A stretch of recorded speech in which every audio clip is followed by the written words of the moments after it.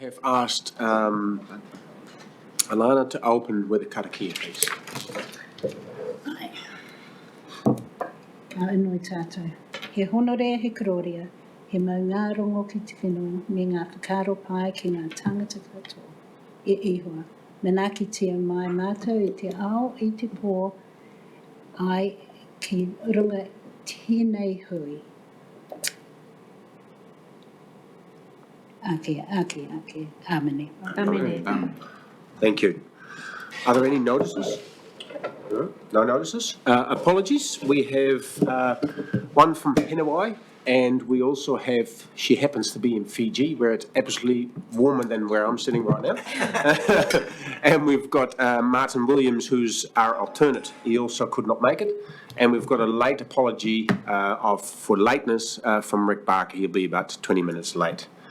So he will be turning up. So HBRC is not completely misrepresented as such. Otherwise? And Councillor Price. Councillor Price, okay. No other apologies? Great. So that will be accepted. Common consent. Conflict of interest declaration. Alana. Just for your information, looking at what's on the agenda, I'm a trustee of the Petane Marae Trust, and in one of those documents, the circle actually hits our northern or our beachfront urupa, Arawhata, and I just want to flag that and say that I'll be really interested in our discussion around what happens there. And secondly, in the Waimarama seawall feedback, our property that we own is at the very north end of Waimarama Beach against the Ocean Beach Hills. And so we didn't receive, because we don't have a letterbox, and we're beyond the end of Waitangi Road, a survey here, and it won't impact us immediately, whatever happens with the seawall discussion, but the seawall is put in, the onflow northward will affect our, whatever happens in front of our property. So I just want to flag that as well. Okay, much appreciated. And Alana and myself had a discussion about that, and it's always better to have an indication regarding conflict of interest, even however so small. Mr. Chair, in the PX I may have a conflict, so I'd just like to flag it now and I'll more clearly articulate it then. Okay, thank you. Okay, then we go to item number 3, confirmation of the minutes of the Clifton to Tangoio Coastal Hazard Strategy Joint Committee held on the 3rd of June 2022. Has anyone got any remarks or changes that they would like to see? If not, I'll move that they will be accepted and seconded. All in favour say aye. Aye. Against? Carried. Thank you very much. Actually, I have forgotten, and it's all about emergency, and it's only Rick Barker who really does it on a regular basis. Obviously, his support is more on the ball than my support today, but it's okay. Once again, emergency in an earthquake, drop, cover and hold. If the shaking is long or strong, when shaking subdues, leave the building through the nearest exit and proceed immediately along Dalton Street to Tiffin Park, continuing up the steps to Cameron Road. So Chris is possibly one of the most aware of what the route is, so follow him. If Simon is ahead of him because he's got longer legs, we'll follow him instead. Okay, evacuation. If an emergency alarm sounds, immediately evacuate the building through the nearest exit and proceed to the assembly area on the grass at the corner of Dalton and Vulture Street. That's right over there. Emergency exits are clearly signposted. I have to point these out. It actually says it on, so there and there. All good. And then we all know about COVID orange light settings, so that's physical distancing and so forth. Toilets are out the foyer here on the right, behind the kitchen area. And that's me. Have I done my duty okay here? Sure? Okay, very good. We'll carry on with our meeting then, the more important stuff. Mind you, if you have an earthquake, maybe that's the most important stuff. Actions from previous joint committee meetings. That's item number 4, and that's on page 3. Chris. Oh, sorry. So, look, we'll take them as read. Obviously, the Mātauranga Māori work stream, there's an item today. We've spoken previously about the submission on the National Adaptation Plan, so that's in there. Other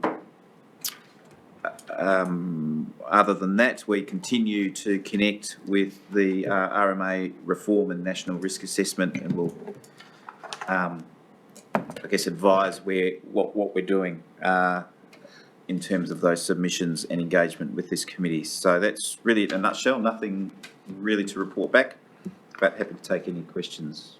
Are there any questions for Chris? If not, Mr Chair, not specifically on these items, but more process.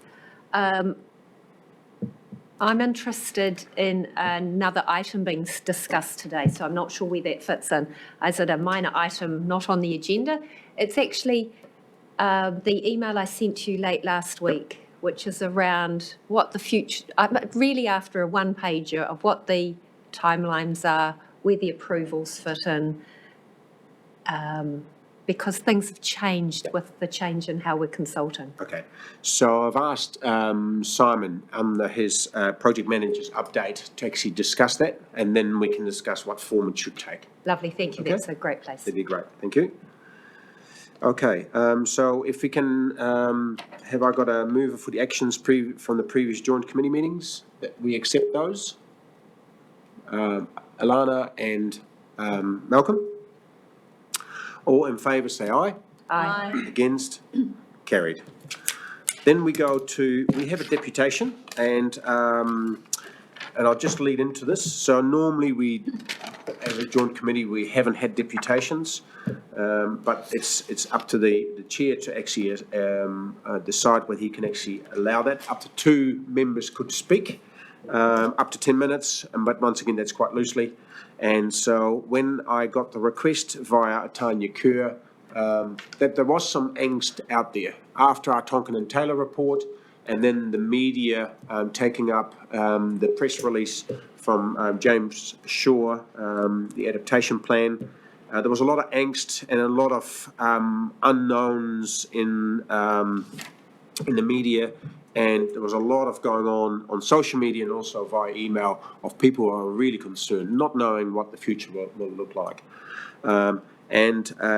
Especially also in the case of West Shore and Whirinaki, is that just recently they've lost a lot of land in front of their beach. And so it has stopped access by motorbike, a walking track, and so we understand their concerns. So we've allowed the request of Doug to come to speak to us. So I would like you to come forward, Doug, and have you 10 minutes, explain what your concerns are, and then afterwards, hopefully, we have some questions and answers.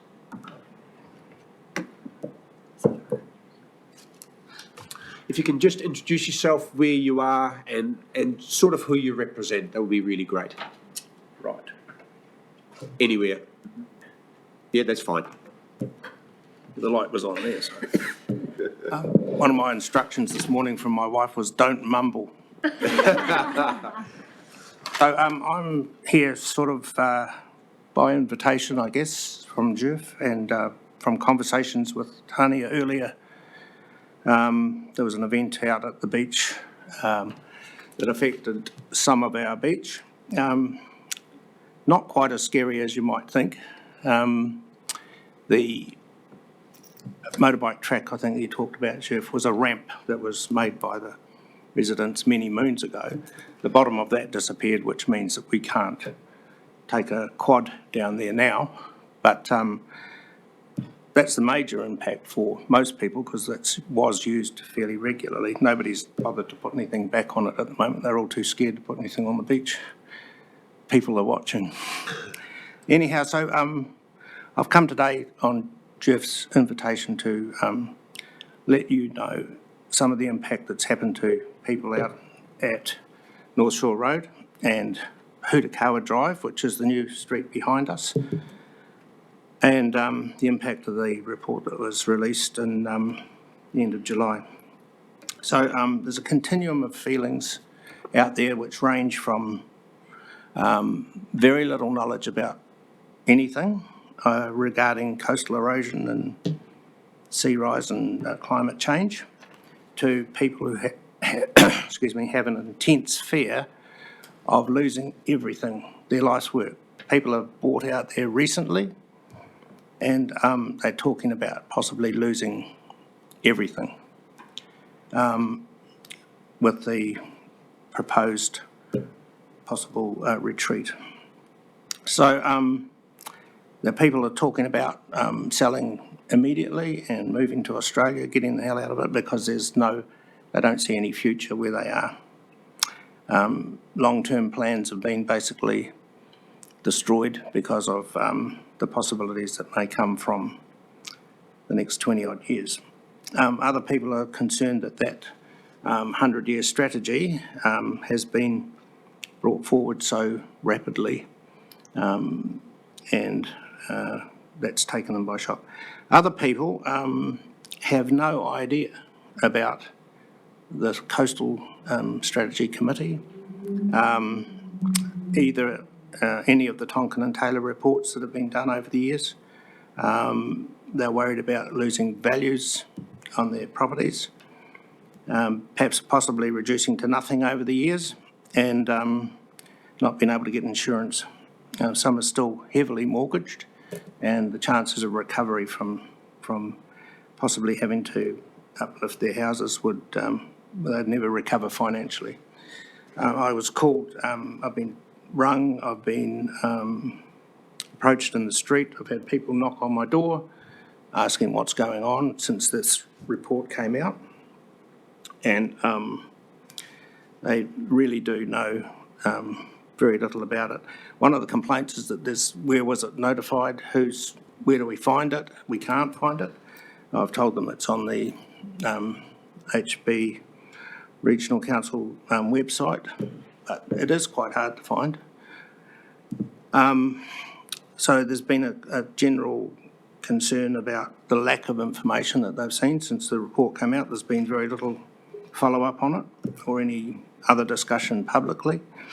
And I noticed today the rates arrived, and there's a public little pamphlet in there. There's quite a blurb about everything that the council's doing at the moment, but there's actually no mention of coastal projects or anything that are happening. Stuff about riverbanks, certainly, but not the coastal. So maybe that's something that needs to be looked at. Some of the street conversations have ranged from what are they going to do about it, through to outright hostility about what they might do about it. Even suggestions of declaring an independent state in some quarters, blocking off the end of the street and issuing passports. So there's a bit of humour as well, black humour perhaps, but it's still certainly people are very emotive about it. Now, some people know nothing, which is a worry, because not everybody gets a newspaper, not everybody has the internet. Some of the issues that they've talked about in recent times is the variation in conditions on new builds out there. So people have had to sign conditions on their permits, consents, to say that they will uplift their houses if and when required. And the consent is not, they were told at the time that they will not get the consent unless they sign these documents. And one of the worries about that is that they're all different. So some of the properties, for instance, up our end of the street, have been told they have to move when the erosion reaches the outside of the street. Others have been told when it reaches the middle of the street. Others have been told when it reaches the opposite side of the street. So there's no consistency in some of that information. Perhaps that needs to be addressed. Other things were, to some people, the report reads as one size fits all. There are huge differences between our area. We're about, where we live, we're approximately 9 metres above mid-water mark. And I can't see how, personally, how you can compare that to, say, Hamoana, where they're about a metre, I believe, in some places. I've got a friend who's in the Vintage Car Club with me who lives right on the beach at Tiawonga. And it's a completely different scenario to what we look at. What else did I need to say? So some of the, there was someone going to come with me this morning, but he can't because of some business meetings. He still has a business, and he would like to have been here. He's lived there for over 30 years. And in 30 years, he still is a national and I think international petanque player. And he had a full-size petanque court down on the foreshore on the beach 30-odd years ago. There was quite a big following of it out that way. That petanque court has disappeared, and that was 3.5 metres wide. So there's no trace of that left now, but that's over 30-odd years. And while there has been a reasonable chunk gone, this last event was about 0.5 metre, we think, in some places, not everywhere. We don't think that the erosion issue there is as serious as perhaps it's been portrayed in the media, especially. I have fended off the media. I think they were looking for some sort of emotive response from us, looking for a them and us scenario. I suggested there wasn't any at this stage. What else can I tell you? Our beach is actually accruing and depleting at times, but it seems like we're benefiting from some of the top-ups that happen at West Shore. There are other people that have got theories and solutions to the problem along the beachfront. I'm sure you all know Larry. Mm-hmm. I don't have to even say his surname. No, thank you. Maybe he has got a point. He certainly seems to be fairly convincing. And maybe we should look at that, or maybe the council could consider some of his ideas.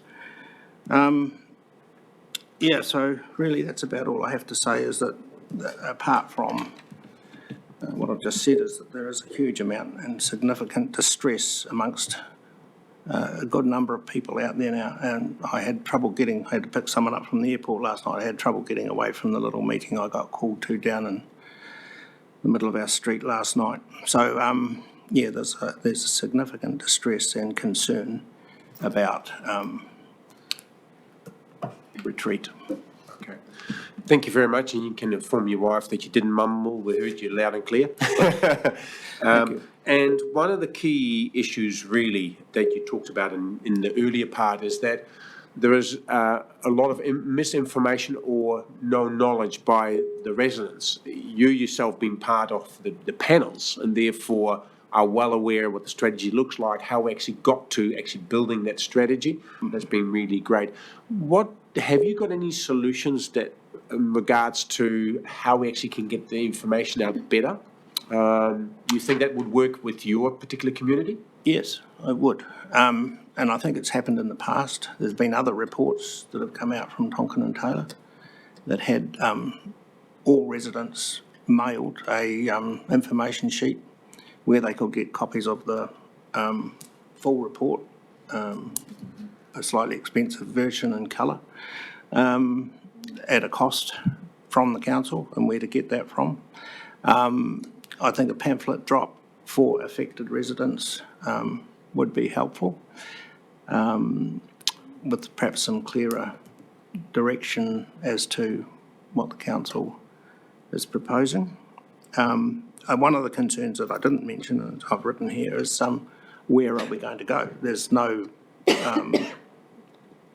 land banking or monies being put aside at the moment towards financing some of the costs that Tonkin and Taylor talk about, which seemed fairly extreme. One of the comments last night was if the council is prepared to spend those amounts of money to move and set up new suburbs, etc., they could probably fix some of the erosion on the beach for far less cost. I find trouble arguing with that, to be honest. Yeah. Yeah, no, that's fine. Anne? Thank you, Jeff. I've got two questions. One for Doug. Thank you, Doug, for your comments. It's good to know what's happening on the other side. We're in Hamoana, so. Right. Yep. One for Chris. So consents disclaimers, are they coming through from HDC? Hastings District Council, the consents disclaimers that people are signing, are they coming from Hastings District Council? Correct, yes. Okay, so is there a minimum building height as well, or not? Is that not being invoked? No.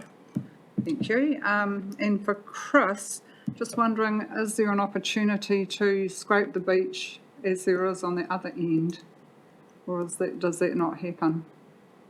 Bring the shingle back up? So that currently doesn't happen in that location. I think what we clearly have in the strategy is a plan. So we have a plan for Whirinaki, which is renourishment. We have a mechanism, I guess, to consult with the community and potentially fund that work, and that's the work stream that we're currently working on. I guess part of the frustration of the community is the time it takes to go through that particular process. So we're happy to have some further discussions with Hastings, particularly around any emergency works, should it get to a point where it needs that. But certainly a lot of our energy is going into the plan that we have, which we have a pathway. We know that renourishment is stage one of that pathway, and we're working towards the goal of the regional council executing our strategy, whatever that is, because it still needs to go through consultation and council decisions. So Thanks, Chris. I was thinking more of emergency work so that people aren't disadvantaged. And my comment is I think the social impacts on communities and loss of schools, etc., wasn't addressed actually in the Tonkin and Taylor report. Not addressed well enough, that's for sure. Thank you. And that might fit with that one-size-fits-all description that we've discussed at length out at the beach. Yeah. Absolutely. Thank you. Okay, any other? Tanya? Thank you, Doug. What information do you need urgently for your community? I guess the question that I said before, what are they going to do about it, was the question that came up, i.e. the council, and I was encouraged to hear you say that there's something on the table or somewhere in the pipeline. Chris, I guess perhaps because so many people still have letterboxes and some don't have internet and some don't get the newspaper, that a flyer, a information sheet incorporated about the Tonkin and Taylor report, but which is like all people see immediately is retreat. And what's this about? God, I didn't know anything about it, so on. An information sheet perhaps saying that is a way off yet, and that there are other measures that we can take in the meantime. Perhaps, as you've said, Chris, some soft solutions. I do actually have a profile of the beach drawn for me by Tonkin and Taylor, supplied by Graham Hansen. I talked about it with residents at the time when it turned up. The cost of a consent was prohibitive, and there was no guarantee we were going to get the permission to top up. Just as a point of interest, Chris, if you're looking for stuff, PanPac gave me a hill to take away. They offered to truck it away and tip it on the beach and help renourish the beach. I believe that offer's still on the table, and it's the same product as the beach is constructed of now, so that is available. So an information sheet would certainly be of help to the residents, yeah. An And- update perhaps for us specifically, yeah. And a comment, if I may, to you, Mr Chair. The Whirinaki adaptive pathway is status quo renourishment for the first 20 years. And an opinion from this very non-scientific person, but liaising closely with community, is we've gone past the status quo. We have to move into that renourishment, or beach shaping, because at the moment the full force of those storms is coming across an upright face and just eating away very fast. We've already lost amenity with the walking track, the access to the beach. So I'm very encouraged to hear Chris talking about renourishment. Thank you. Good, thank you. Good. Are there any? Yeah, this is just a comment. I can see how the Tonkin and Taylor report and the press release could be read as a change in direction, the coastal hazards management, and a change from management to retreat. So I just wonder whether it would be helpful for the residents at Whirinaki to explain where we are with coastal hazards, what the draft strategy is, where we're heading with it, and how that Tonkin and Taylor report fitted into it. Just the context of everything. Yeah, I totally agree. And the easiest and safest way is actually put a pamphlet in the letterbox and then run, you know. But I think the personal side is actually far more important. There won't be easy meetings to have, I suspect, but I think even actually do a face-to-face and really explain that the Tonkin and Taylor report was just there to help us make decisions, not as a pathway, because I think that's been read out of what the media was a bit unfortunate, the timing that the media actually seems to have focused on. So I think information is very important. Information, where to find the information is very important. But I think we've got about 3 or 4 communities that we actually could engage with, and I think it's the right way to do. You know, you've got people like you say who've got mortgages who've just bought it's their life savings, and they can see it disappear in front of them. So we need to show we need to be brave and actually meet them and actually have that discussion. I think, and I'm quite happy to front it, and no doubt others will be as well. Just a comment. That just because it hasn't been said, managed retreat isn't actually on the pathways for Whirinaki at the moment. So the people worrying about it can probably take a lot of reassurance from that that is not in the draft strategy as it stands, and that the information was just there, as you say, in terms of what's the cost of doing that versus. Tony. Unfortunately, as Doug is very aware, in the Tonkin and Taylor report, there's very clearly highlighted individual properties that are named. 43 houses, Yep. North Shore Road, yes. Yeah. So you can read one report and we're not in it, but then you can read a Tonkin and Taylor report and this property is in it. So I think the concerns raised by the community are very valid. An offer from the Whirinaki North Shore community, if there was to be a flyer drop, there's some amazing people that walk those roads every day, run their dogs, for a bar of chocolate. I'm sure we could get the forms delivered without the cost of through the mail. That'll help with our budget. So probably liaising with either Doug or myself. It just makes it so much easier and more quick to get out there. And That's cheaper. good. Yeah. Yeah, I think the words that we use are very important. I think you said, Jeff, that the Tonkin and Taylor report is to help us find the right strategy or pathway or whatever. But if we have got a draft strategy that we believe in, the word should be the Tonkin and Taylor report is to help us affirm that we're on the right strategy rather than help us find the right strategy. Yeah. And it comes back to whether we believe the draft strategy is the best thing that we've got and what we should be doing, or whether there's something else. And this uncertainty about the draft strategy is what's unsettling people, I think.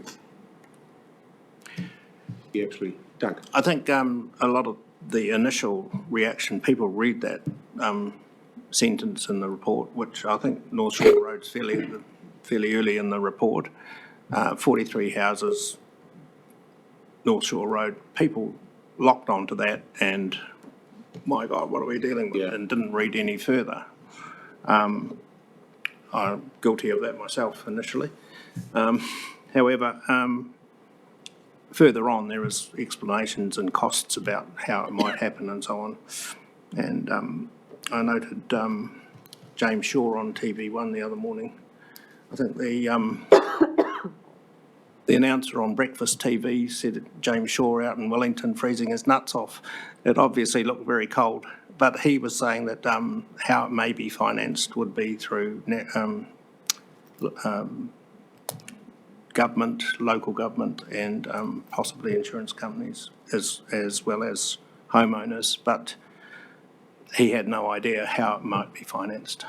So, There were more questions in that report than there are answers. I think. Absolutely. So, anyway, and we're way ahead of it anyway, so we need to continue to work. And once again, thank you also for being a community member.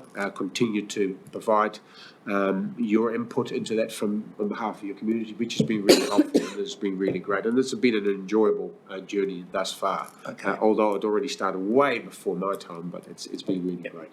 So.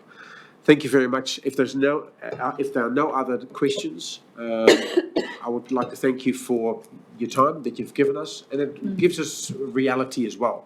Of course, we hear about what happens in the community, but just for you to speak to us is really helpful for us to understand where it's really at. And I would say continue to be eyes and ears for us, which is very important. Any suggestions? No doubt you have got the ear of Councillor Kerr, who will be here for the next 3 years, and so will I. So will I. Yeah. Okay, that's a promise then. So the beach won't take your house away for the next within the next 3 years.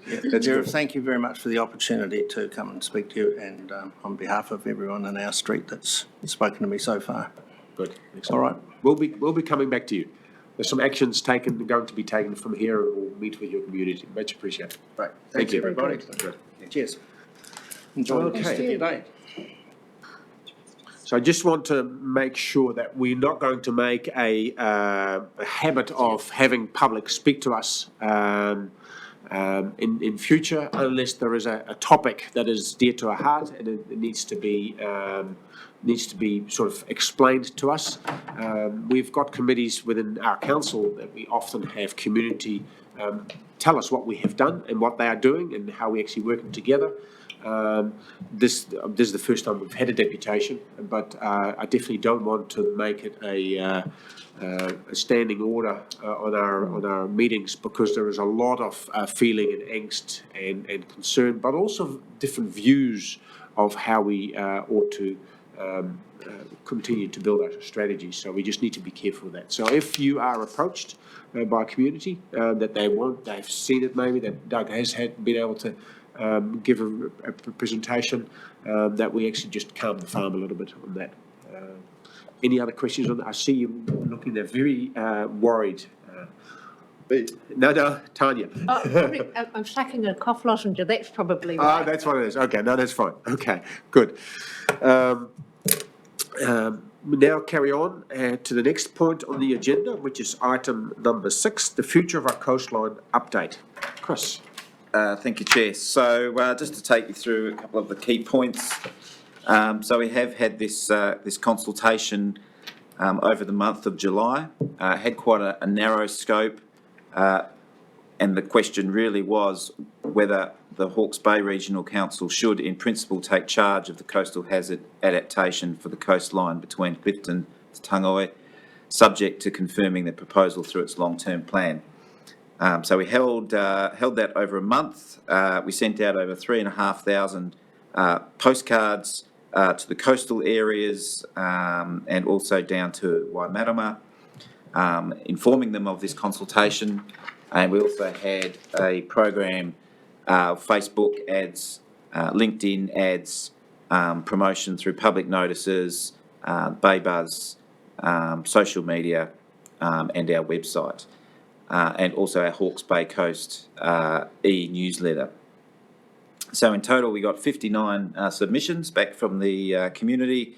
86% of those submissions supported option 1, which was that the Regional Council take charge. 10% supported option 2, which was to continue with the status quo through the Joint Committee and execution of the strategy by 3 councils. And 2 submissions didn't support either of the options. Certainly one of those felt that it was a central government opportunity. So from here, effectively, we will hold a hearing session, Regional Council, to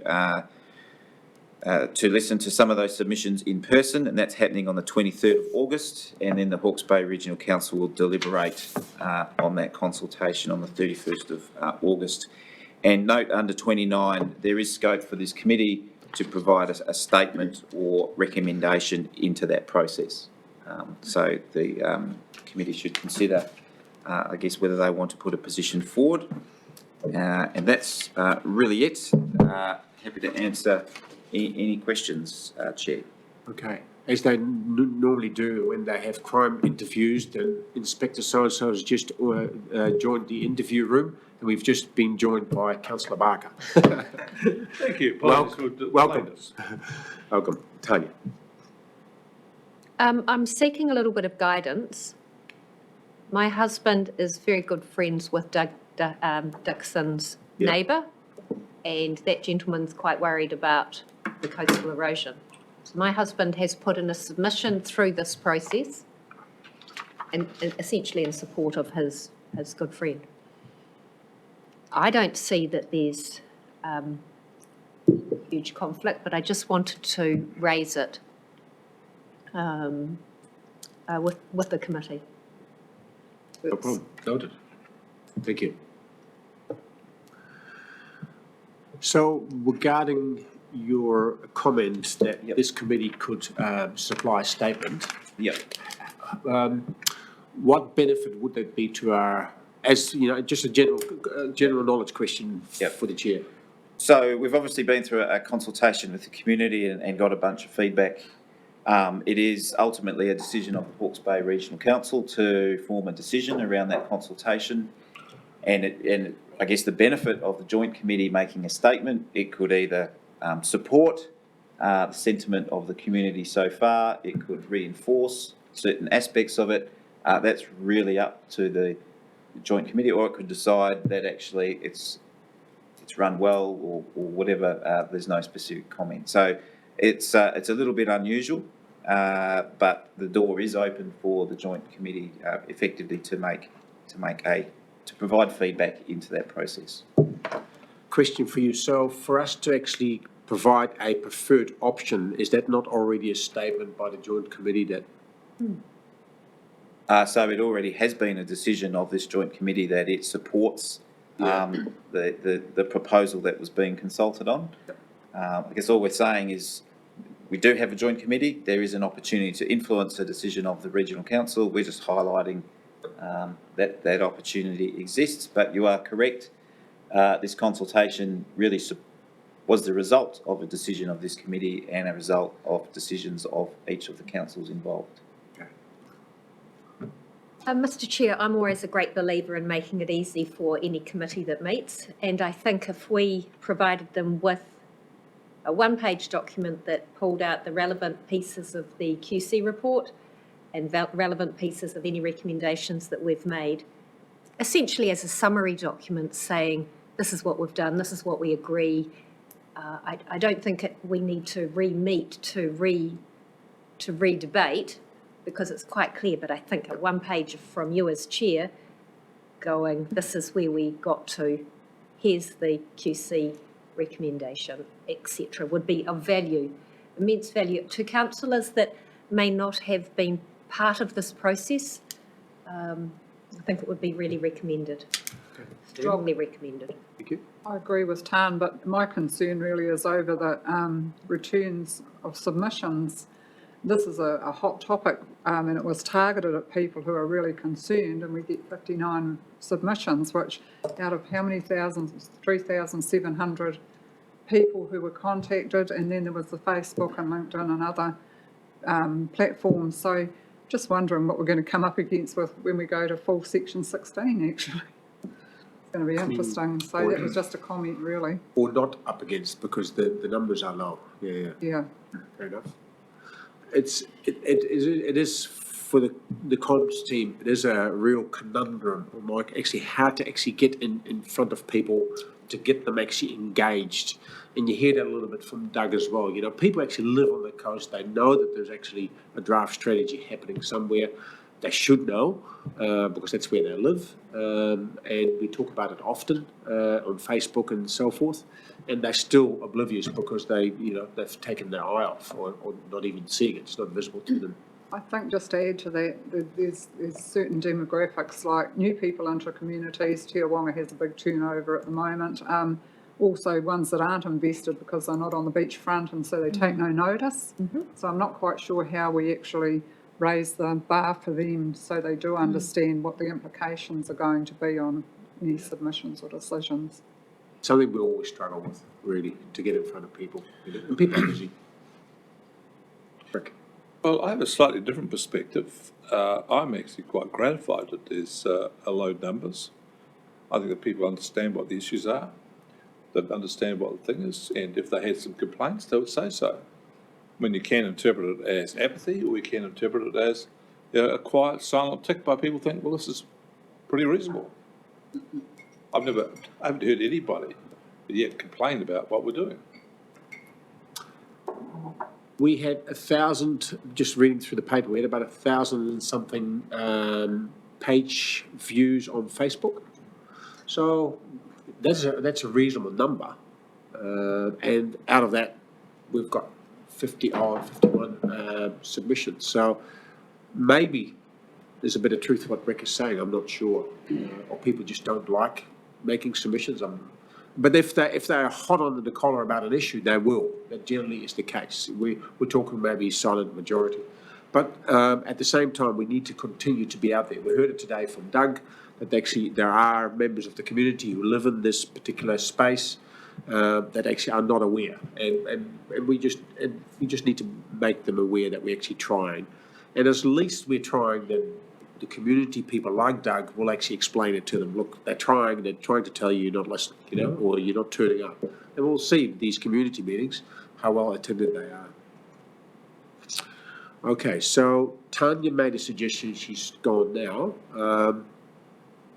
I can ask somebody to move that I will actually put a committee paper in to the submission process. Have I got somebody who is willing to move that? Well, I'd be more than happy to move it, but I just wonder, what are we going to say? I think it's pretty obvious, but when we decide to put a paper, we should say we recommend blah, blah, blah. It's the one page that Tanya talked about. I know, but what's going to be on the page? This is complete crap. This is a great idea. What's going to be on the page? I think it should be some indication of the motion. Frame your motion. Yeah. I'm not putting the motion. Tanya's not here. What I suspect would be in there would be that that the reasons why we think this is actually a good idea, and how we came to that decision. So move that we put in a brief submission in support of the proposal, setting out the reasons and the rationale for doing so. That's right. Yes. Okay. Well, I'm happy to move that. You've got that. Okay. Tanya, you second the motion? Yes. Good, thank you. All in favour say aye. Aye. Against? Carried. Very good. Do you know what you seconded, by the way, Tanya? Absolutely. Okay, good. She's got trust. Yeah, she got trusted. Yeah, that's right. She trusts you, Chair. That's all very good. I heard we put in a submission, and Yes. I completely support that. Yep, that's right. So the question was just really in the motion, what actually are we actually suggesting that we actually put in as a from our committee, and we've resolved that, so that's really good. So then we go to the next item, which is item number 7, current coastal projects update. Thank you, Chair. So just to whiz through these, we've got an update there from Napier City Council on the Whakarere Ave revetment project, which is currently in another tendering process with a view to commencing in March 2023. We then talk about the additional sand deposition area at West Shore. So that new consent has been put on hold, and part of that is a number of challenges moving that forward, and we have exhausted the budget assigned to that. And we are focusing on the reconsenting for West Shore. So the consent is still several years away, but it does take years to get through the consenting process. So we feel that is a priority, and that's what we're working together on with Napier City Council, and also some updates there for the Hamoana 18 and Whirinaki. And I don't know, Mark, if you want to talk to those at all, or we just really take them as read, and happy to answer any questions. I'm happy to take them as read. The Hamoana situation is basically it's on hold for another year while the residents sort themselves out. Whirinaki, I think Doug covered some of those matters, and there's a meeting later this week to start to see what we can come up with in the meantime. Okay, great. Annette, you had a question?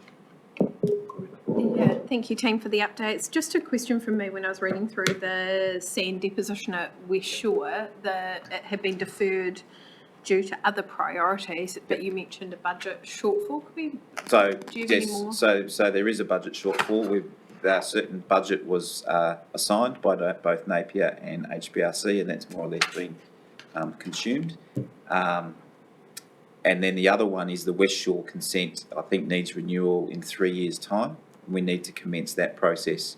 So with the limited resources we have around coastal expertise, and particularly in that area of the coast, certainly we feel the priority going forward is to make sure we're in a strong position to have a new consent for that West Shore area, and in fact really do a bit of a review in what we're trying to achieve at West Shore, because it's that consent is 20 or 30 years old now.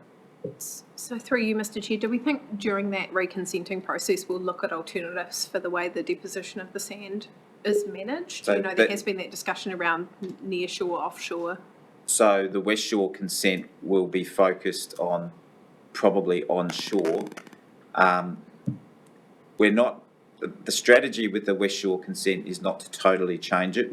I guess in the Clifton Tangoio strategy, we have both near an area closer in the sea, and we also have the onshore.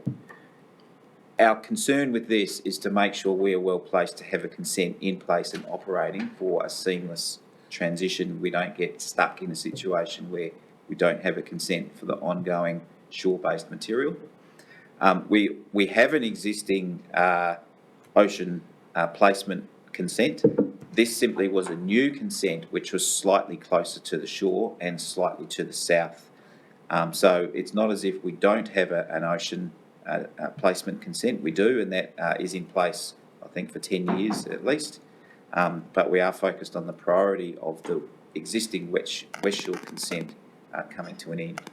Yeah, and one last point of clarification. When we say we've deferred, primarily due to budget constraints, we've just had a new financial year now. Do we have budget in this financial, or when would we next see the deposition occur?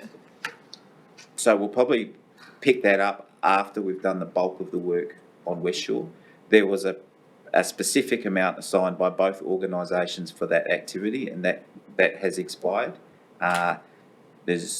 There's no new allocation for that task, and I think we've brought that up the last 2 meetings. We've raised that as an outcome. Look, I think it's the right outcome. We don't have a huge amount of resources to be putting into these.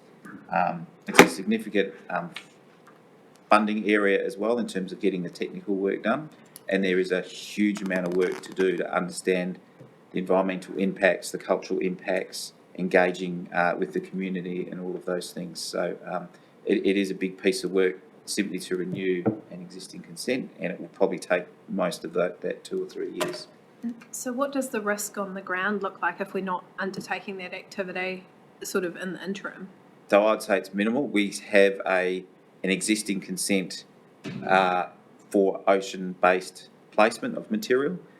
This was a consent to fine-tune that for slightly better outcomes for West Shore, and that's probably debatable, potential better outcomes. So we're not in a situation where we are unable to do the ocean-based placement. We're simply in a situation where I think it was originally envisaged that that consent would be relatively easy to work through.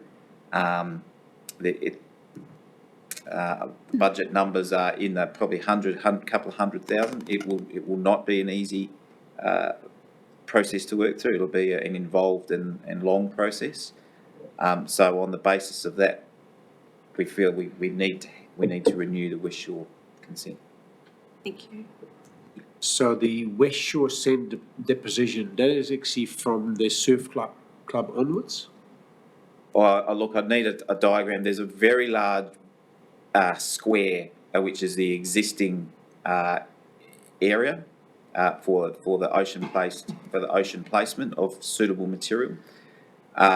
And at the moment, we work with the port, and in fact, there's an MOU in place between Napier City Council, the Port of Napier, and the Regional Council to ensure that that placement is optimised for the outcomes of that particular beach. So it is around that area, but I haven't got a diagram here to show the exact location. I've got another question, but you go first. Just a little bit confused when you're talking about the unallocated budget. You're saying we don't have the budget to process the resource consent, or we don't have the budget to do the renourishment? No. So the budget is to develop the resource consent. Right. So it hasn't got to a point of processing. We've done some technical work. We've done engagement with the community, engagement with tangata whenua. There's a whole bunch of questions about impact on downstream reefs and cultural impact. And probably some more technical work. So it's that work, it's the preparation of the consent, which we've expended the budget that was assigned by both organisations. And we needed to make decisions. Do we ask for more budget for that activity? But in our, I guess, the limited capacity of both the industry and ourselves in the coastal technical area, we certainly felt the priority was to develop the reconsent for the land-based discharge at West Shore. Okay. And just to be absolutely sure, in the intervening 3 years, we still have budget to do the existing renourishment activities? So the activity of the land-based is budgeted by both organisations. Brilliant. And that is the gravel renourishment? That's correct, yeah. Okay. So in the meantime, that's my last question, or could possibly be my last question. So the material that ends up in the shipping channel during that period of time, is that going to be used, or is it actually going to be discarded? So that question is primarily for the port, but through the MOU, where material is graded and tested and meets the criteria for placement in the nearshore environment, that's what will occur. Okay. But it is a port operational matter, and it's ultimately their decision. And the grading of the material is defined in their consent? So the grading needs to be suitable for the discharge consent in that placement area, and to ensure that it's more sand-like in terms of the amount of fines in there. So some material is deemed unsuitable, and that definitely needs to go to the offshore location. Okay. But again, there's a whole raft of operational matters that sit with the port around those decisions. And those decisions are part of the consent, as in the quality of That's my understanding, is it needs to meet a certain criteria to be suitable for the nearshore placement. Thank you. Have you got any other questions? Tony? As you expect, I'm interested in North Shore Road Wharanaki. I've read the comments. I guess having been out there and seen what the storm has done to that beach crest and how upright it has become, I'm really interested in what do we need to do? How can we get it done so that the beach, there's some beach shaping, there's some crest shaping, there's doing something to take the energy out of the waves. And I'm not asking for a 200-metre seawall, but I think there are things that can be done, and As we've been advised, there is materials nearby. It's a hill of the big gravels. So through you, Mr. Chair, but looking over here, let's do some doughy, please. And how do we make that happen? So, happy to take that on board. As Mark indicated, there is a discussion later in the week between the two organisations, and ultimately we need to work out a pathway forward that also needs to be funded. So certainly staff can develop some initial steps, and then we'll need to work out how that's funded and how it's consented. All right, thank you. Mr. Chair, Hello. just to respond to something that I just heard, and I also heard through Doug, the actual location of the proposed hill that will be relocated, even though it's offered by PanPac, I'm sure that Mana Whenua would be interested in where that hill is coming from. And just so that I just want to tag that and say that it may have been offered, but it may not necessarily be a done deal in actual transfer. Okay. Not that we would want to stop the remediation happening, but I completely support your comments. thank you. Thank you, I do too. Just noting that Doug said that PanPac was happy to truck that material, so Yes. that will help with the funding options, I'm sure. Yeah. And the consenting process for this particular area of the coast, will that be as convoluting as it is at West Shore? I would expect Time-wise? any consenting process will need to be very thorough and answer to all of the concerns of all people involved. I would not say that it would be easy or short-term. Our experience in consenting works in rivers and oceans is that there's a lot of concerns to work through. There's a lot of technical review and analysis required, and it's not a quick thing. And hence I can see, to start the process earlier than later, the outcome will also be brought forward as well, because we've got a long period to cover before we actually see any doing, so to speak. Absolutely, and it could quite easily be in the hundreds of thousands of dollars. So, for consents on the placement of material in the ocean zones. So hundreds of thousands of dollars, and that's before you get to the work. Yep. That's correct. So who's going to bear the cost of this? Well, that is the question, and I guess this is what staff will provide some advice for and bring it to both councils for a pathway forward. But certainly we need to identify that pathway, the relative responsibilities of each of the organisation and a suggested way forward. And yes, there will be substantial funding required, and we'll work through that. Will the report bring forward an analysis, not just of the engineering, but of the benefit of allowing nature to take its course and getting out of the way, and the cost of standing in nature's path? I think that's It's a moral decision here. Yeah.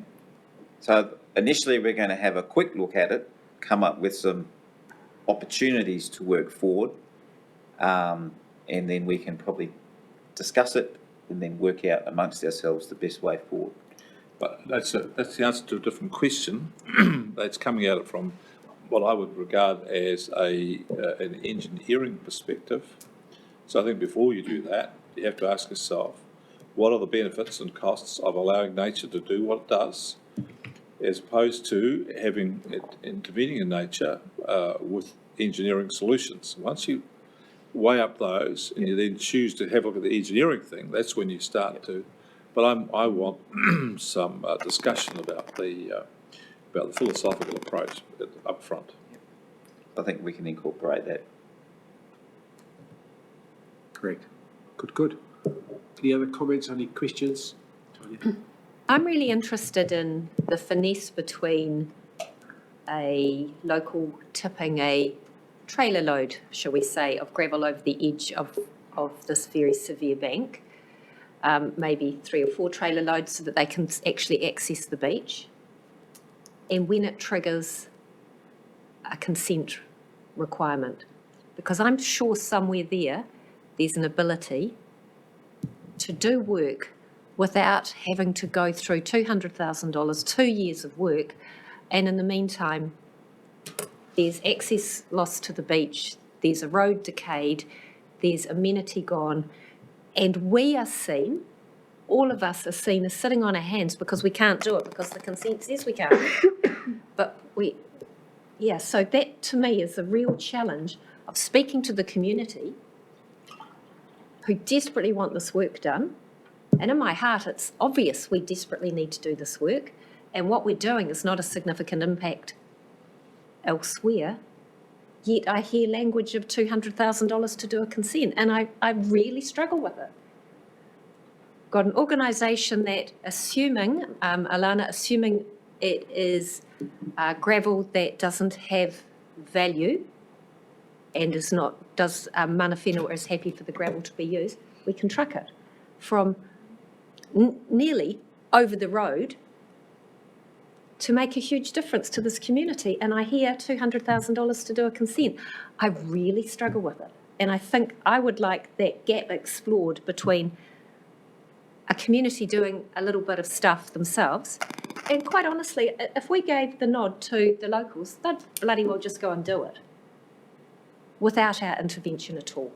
So I want to push that button, please, through you, Mr. Chair. So every Saturday there will be trailers going. That'd be interesting. It's a bit larger than a few trailers, but anyway. But the other thing on the other side of that is that when it comes down to it, you have to then weigh up at some point public good versus private good. And what Tanya is making the case for, I think, quite strongly, inadvertently, I suspect, is that this is very much a private good or very local good for a very defined group of people. That's what they want. I actually see it differently. I get that. The risk is to the road. The first asset that goes is the road. And there is other access. They can go the long way round, but the first asset that will go will be the road and the public amenity and the public access and the walkways and the cycleways. Actually, the cycleway might just about be gone already. So very much this is about public good, not private good. First Ed and then Alana. Thank you. And I agree, there is a lot of public good in this as well as the beach amenity itself. Accretion was mentioned by Doug.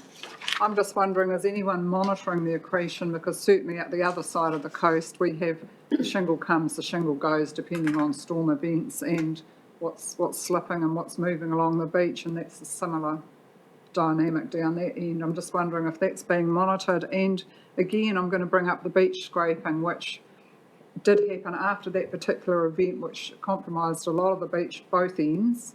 There was some beach scraping allowed, and there is a consent down at the Hamoana end for that.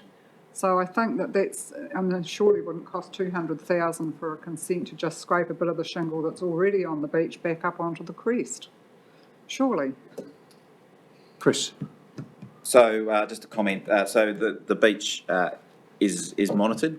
That's the first thing, and it does go through accretion and erosion. And that particular area is a net erosion area, and thus in the strategy we have renourishment. So the point about the cost was to manage expectations that it's a significant undertaking. It's not necessarily 200,000. It could quite easily be in the 100,000s. We're happy to go away and look at that. In terms of the beach scraping, there is an existing consent for that. That wasn't a newly consented activity in the recent past. But there is a raft of things we need to do to demonstrate to all partners and stakeholders around the impact through a consenting process. For a lot of our work, which benefits the community, I know staff would love a reduced threshold sometimes in terms of working through that consenting process. But it is the legal framework we work within, and we need to make sure we address that properly. So just highlighting our recent experience is that it has been lengthy in time and reasonably costly process to go through. So it was really to manage those expectations. It's not to whip one up. There are emergency provisions, so that could be a better way to do it, but we have to have a bona fide emergency to undertake that work, and that's what staff will be working through with some suggestions on how we can take it forward. And we've exercised that in Clifton at some stage. Lana? Okay, I want to come back to my point about our puke that PanPac are generously offering for a resolution, and address the fact that there used to be out where what is commonly called Quarantine Island, there used to be 3 islands there, and one was graciously taken for land works. There used to be on this end of Mataruahau the only place in New Zealand where puke where one of our most expensive ferns grew. And that was taken for shingle, and it can't be recovered there anymore. It can only be grown in nurseries now. And both of those things were taken for the common good. But both of those places, but as Māori, we see our puke as taonga. They're a part of who we are. And we don't own that land. The land owns us. And so if I don't make that statement to say that just to be clear, that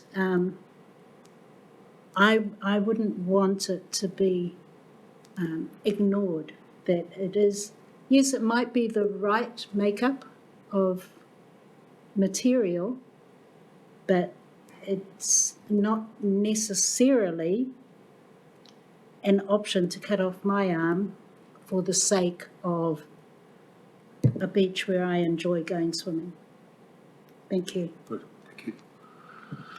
And no doubt, I would say that is these days that is all part of a consenting process. Yes. You know, where material comes from and the cultural impact that will have, and an assessment will be done. So, we'll take it. Kia ora, Alania, for that korero. One of the things that I just wanted to make a comment on, I suppose, listening to the discussion is, from my perspective, one of the benefits of the recommendation for moving the city's management of coastal hazards to the regional council was that they have the engineers, they have the expertise, they have the funding mechanisms to address what is a not localised issue across our coast. And so I'm not an engineer, and I'm not going to propose and speak in favour of any particular piece of remediation work because that's not my area of expertise. But what I would say is that we have, a draft strategy which talks about the ability to rectify this sort of nearshore deficit that we have, and working through a systematic and a well-informed and a technical process to do that, and maybe dumping shingle at one point of the beach, which will travel upwards, may not be the long-term solution. And so I wouldn't want to speak in favour or against that because that's not my expertise, and why I support the regional council taking over control of these matters. And same with why I wouldn't want to speak in support of beach scraping as a cosmetic, addressing issues. If it's more than cosmetic, not sure. But in terms, just the other comment I wanted to make was in terms of the regulatory framework that we work in this space, there are often really complex issues that we deal with, and to lay people it sounds easy, and sometimes it is not, and there's all kinds of cultural and environmental considerations that need to be managed. The Regional Council has a Regional Coastal Environment Plan, which I'm not sure, I'm looking over here, whether is rolled up in your new one planning process. Yes. And so there is an opportunity potentially through that review and that setting for this committee to make comments like what Deputy Mayor Kerr was around breaking down some of the barriers to some of the less intrusive works. So that's something we could put on our radar as well, but we have to work within, obviously, the framework we have. Correct. Thank you. Howard, take it. So the engineering work and the consent process that you're proposing, would that be sufficient to meet the 0 to 20 year management of the Whirinaki coastline? Or is it just a shorter, more specific element of that? So I think we need to work through that and bring some options back. To put it into perspective, the shingle placement at West Shore comes in around 400, just over 400,000 per annum. So that's every year we're spending $400,000 on that shingle placement. We would need to look at the volumes of material, and I would probably think we'd be looking at options to maintain the status quo prior to implementing any particular strategy early, but because that still requires decisions and funding. So we will bring a number of options, and I wouldn't say that if we did provide a solution that it would be to the extent spoken to in the strategy. So the question is Yep. to have a consent that would satisfy the strategy because you're starting the work, you're going to do technical work, engineering work, the brain work. Doesn't have to be implemented, but if that work's done and the strategy is adopted, it's there, That's ready correct. to go. So that's what we're working on in terms of some of our work packages, is to well place us for our consenting for the working strategy as it stands. But this is what we're talking about now is a very localised and specific and rapid piece of work which would be done potentially ahead of post 2024. So our current trajectory means none of the work in the strategy can be executed prior to 2024. But what we're talking about here is staff providing some options and providing some line of sight into the risks and opportunities around any remedial work at Whirinaki in the short term. So if the strategy is adopted in 2024, we're up for another 100, 200, 300,000 in consenting process for Whirinaki. Well, I think our approach would be with the strategy. So again, depending on what is adopted at the time, we would look at a wider spread consenting approach, perhaps rather than cell by cell. That's something we need to work through, but it will be, in terms of the overall strategy, a significant time and cost piece of work to consent the strategy as it stands. There's considerable concern around sediment entering the ocean through the placement of material. That's all risks that we need to be specifically answer as part of the consenting process because of its impact in smothering reefs and things like that. So there's a genuine community concern. Okay. Well, we've discussed this considerably, and I think we've got some action that we need to take. So we'll follow that through. No doubt we'll get a report on that next time we will meet again. So if there's no other comments or questions, I would like... Yeah. Do we need to change the recommendation to capture what has been discussed? Because in this, we are simply receiving and noting the report. The next steps refers to, I think I'm on the right one. I'll make sure I'm on the right item. Item 7. Yep.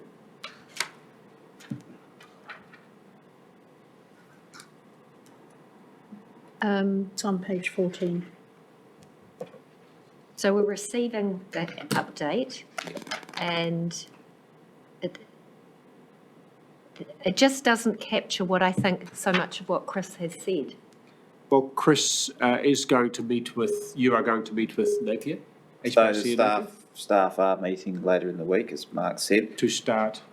having some preliminary discussions in understanding the risk, understanding what can be done, some of the, if we do need to do something, what's required from a technical perspective. We've had commentary, we'd like to see the impact if nothing is done as a comparator. So that work is commencing. The purpose of this report is simply as a regular reminder of where each of the topical projects are. It wasn't intended to go in depth, and we have had an in-depth discussion obviously around Whirinaki. We can take it as an action to report back on how staff have gone, but we will be working probably to the timelines of the community, but we can certainly inform this joint committee of where that's at and where the questions are. Ultimately, there may be some funding decisions that need to be made by one or both councils, so we just need to work through all that. We don't know what the answers will be, but that's what staff will be working on. Mr. Chairman, I was thinking as the discussion was unfolding, we might need to set some more time aside for that meeting on Thursday, but in reality, all we'll be able to do to start with is the scope, the range of inquiry, and your comments today as a committee have been quite helpful because actually broadened that range of inquiry. Councillor Barker, for example, owners' issues are ones that need to be solved, and we need to start scoping how that fits. But the first thing is the scope. What are the actual physical things? What's the scope, and how much longevity will each one of those give us in terms of the risk? We know that if we just put some stuff over the side, the next storm might take it away. So it's more than that. The other end of the scale is to implement the strategy so that everything that's placed at West Shore will ultimately help contribute, and the other injection points of material. So somewhere in there, there's hopefully an answer that fits the problem we've got right now. This is for the longest term at a cost that can be afforded, and then we can talk about funding. And then we start talking about those issues. But we hear loud and clear that this material that's been on offer could be part of the solution, but there are cultural matters that need to be addressed, not forgotten about, and addressed early. So those are important things for us. So I propose that we actually will accept this report and that we could ask staff through the Technical Advisory Committee to come back to us with a scoping document for the next meeting, so we can see, so actually can vision on what is happening. Is that what you? I'm happy with that, thank you, and happy to second that if you're moving that. Okay, yeah, I'm moving that. Any questions, any debate about that? Everybody clear what we're proposing? In that case, I would like to move that motion. Those in favour say aye. Aye. Against? The ayes have it. Thank you. Good discussion. Okay, then we go to item number 8, Triggers Workstream Update. Thank you, Chair. So Simon will take you through this Triggers Workstream paper. Thank you, Chair. So there's the last update given on this work stream to the April meeting. So the intent here is to update on work that has happened since then. I'll take it largely as read, but touch on a few key points. As a reminder, we need signals, triggers and thresholds to make our pathways adaptive, to really avoid, I guess, what we're seeing right now at Whirinaki, right, which should be acting before we get to crisis mode. But we don't currently have these for any of our pathways. So that's a work stream that we're working on now for the last 8 or 9 months. So signals, as a reminder, are the early warning that something is going sideways. The trigger is your point of making a decision to act in response to that, and your thresholds are what you're trying to avoid by acting early enough. Our focus right now is really on that third part, the thresholds component, because that is largely community derived. You know, what are the circumstances or effects that we really want to make sure we avoid because they're not tolerable to a given community. In terms of progress since we last spoke about this, we've had a third workshop with our community members to really refine all the inputs we've had so far, to look at what are some draft now thresholds for our coastline. These have been put together through both 3 community workshops, but also ongoing discussions at TAG, and through a workshop with council asset managers. So if I can flick down to your attachment, which is a bit hard to read, a bit blurry in my agenda, but that has the table showing all the draft thresholds as they currently stand. We'll just note these are as they were presented to our community workshop about a month ago. So there is more feedback still to bring into these as a working draft, if you like. But the way they've been prepared is through coastal-wide thresholds. That's for the entire project area and applies to all units. That's the first kind of greyed out table. And then unit by unit, there were specific bits of information that came back through workshops that applied, to just certain units. So if we pick on Whirinaki, for example, as a topical one, you'll see there that one of our proposed thresholds is that coastal erosion in Whirinaki causing loss of road access affecting the majority of the community. So if that threshold was confirmed, we need to make sure we act before that happens. The steps from here, we have a further council workshop to sort of work through the detail of all these thresholds to then sort of finalise them in order to consult on them. At the same time, working with council staff on the technical side to work up some signals and triggers that we could use to monitor. So these would give us warning that thresholds are approaching.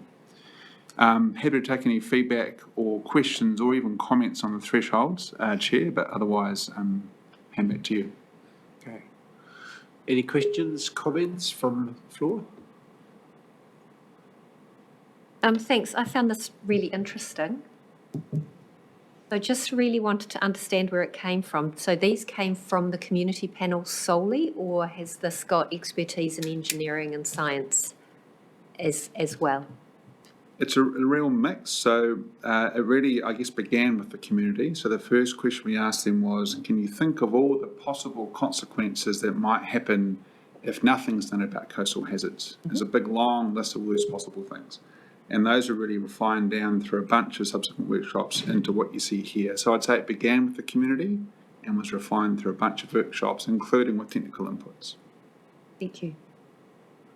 And it was actually quite amazing. I've been part of these workshops, how a long list of possibilities, when the community actually had a go at it, it actually expanded even further than what they had that we actually had thought of or started thought of. So it was quite interesting. So and very worthwhile process, and also good that actually the community who actually live in that space predominantly actually are involved in this thinking.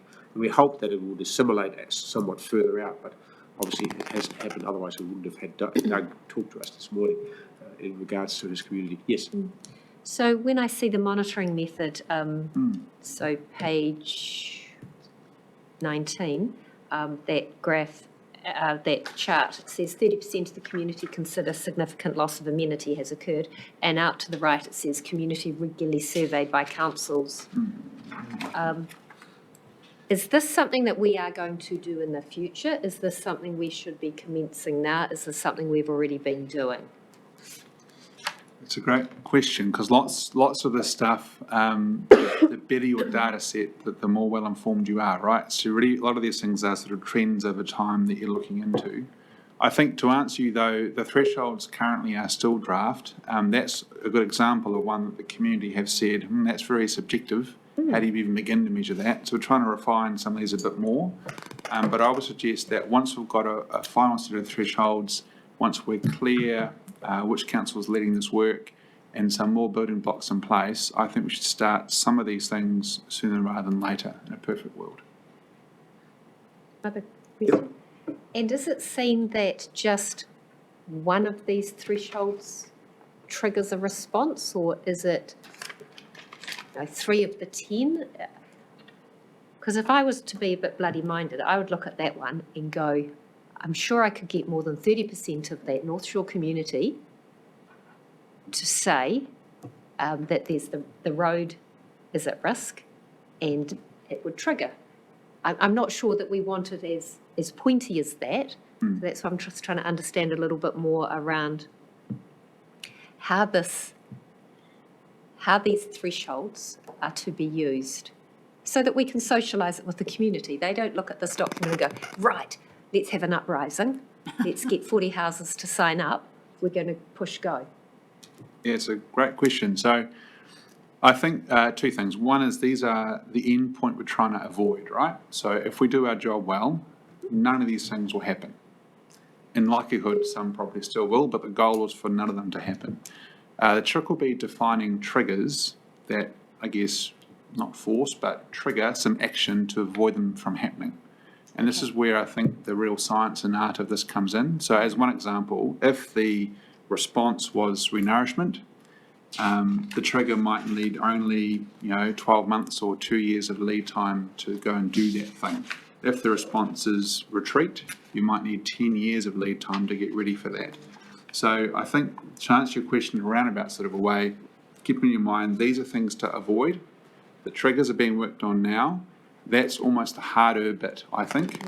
Trying to come up with measurable, sensible things to monitor for and then work out acting, soon enough to avoid the thresholds happening in the first place. It's likely there'll be multiple triggers as well, so it'll be a decision point. Now, I'm imagining some sort of report card that says, at Whirinaki, we've hit 2 triggers.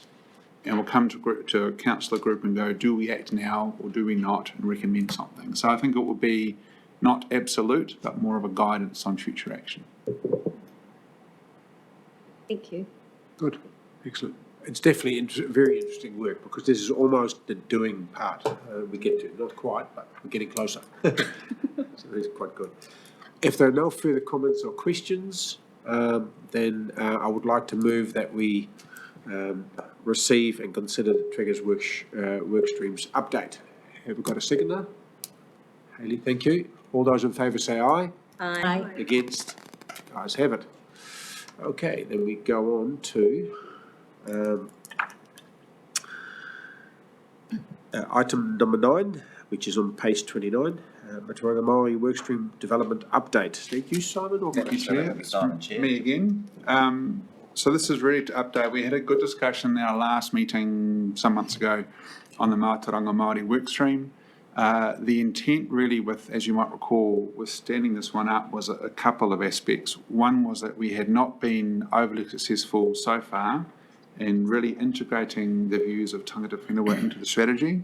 But secondly, we're very keen to see if we could find a way for Mātauranga Māori to inform the strategy as it's sort of drafted up from this point. So this work stream is very focused on trying to achieve those outcomes with dedicated budget and resources. The instructions from our last meeting was to set up a little mini working group with councillors and staff to kind of refine this a bit further.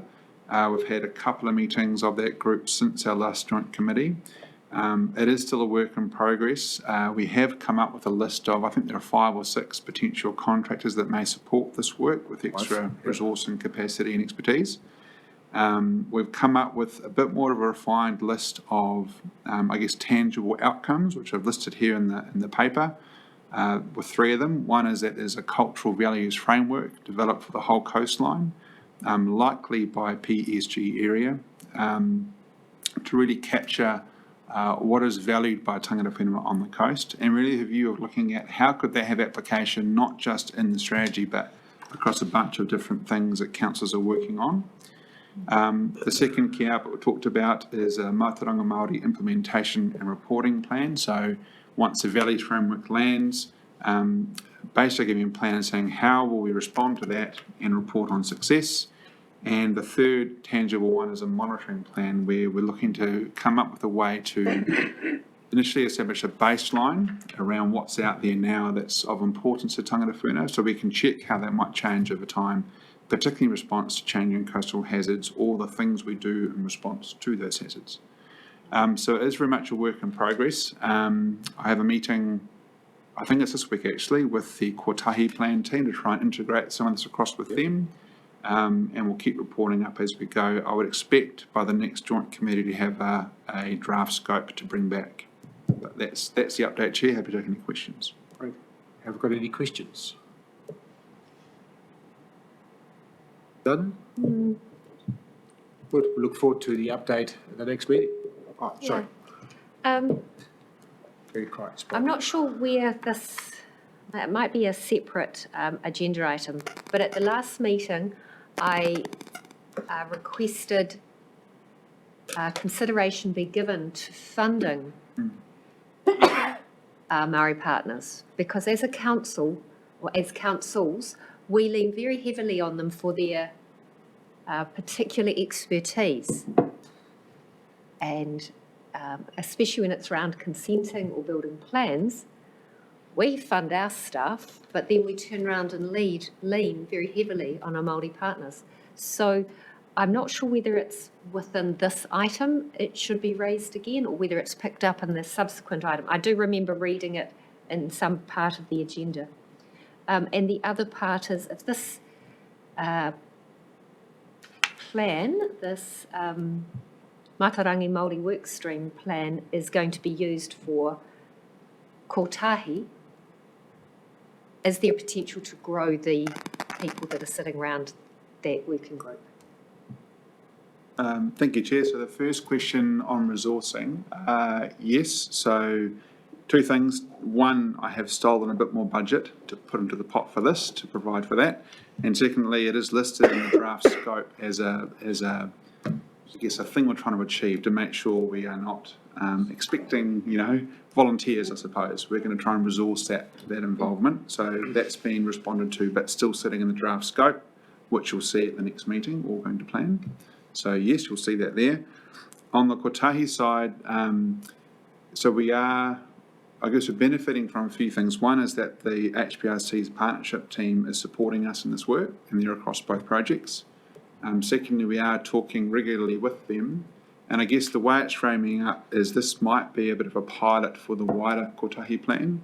So I don't want to get tangled up in what is an enormous project, but rather try to integrate and perhaps even get a bit of resourcing support as well, with that piloting kind of view. So that may answer your question, I hope. Thank you, Mr. Chair, very happy with that. Thank you. Just for the record, Chair, so that we've had now a mission of a breach of the 8th commandment, thou shalt not steal, so it's appropriate. Reallocation is perfectly acceptable. I'll use better words next time. Yes, thank you for that. Well, we were 27 under, so there was a bit of fat there. So that's really good. Okay. Well done. Any other questions, comments? If not, have we got a mover to accept the report? And good. All those in favour say aye. Aye. Against? Ayes have it. Okay, we'll go to managed retreat workstream update. Thank you, Chair. So, look, this paper is really just to acknowledge the managed retreat work that has been released to the public in terms of that Tonkin and Taylor work, and really to reiterate the reasons in which it was done. So it clearly does not reflect any policy position that managed or planned retreat is the way to go. We do acknowledge that we have several cells that have managed retreat beyond 50 years in the current strategy, and it was an exploration of what would planned retreat look like for those locations to help better inform us as to whether it's possible, how it might occur, and we listed a raft of mechanisms through which it may occur as well. So it really was around visibility of how you would do it, allow discussions and inputs into the process, and to help us understand the costs involved. So that's why it was done. It was a very thorough investigative piece by Tonkin and Taylor.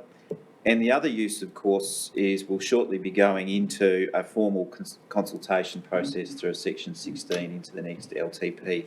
And that will require the Regional Council to put forward multiple options. That's a requirement of those processes, that we allow the community to comment on a raft of options.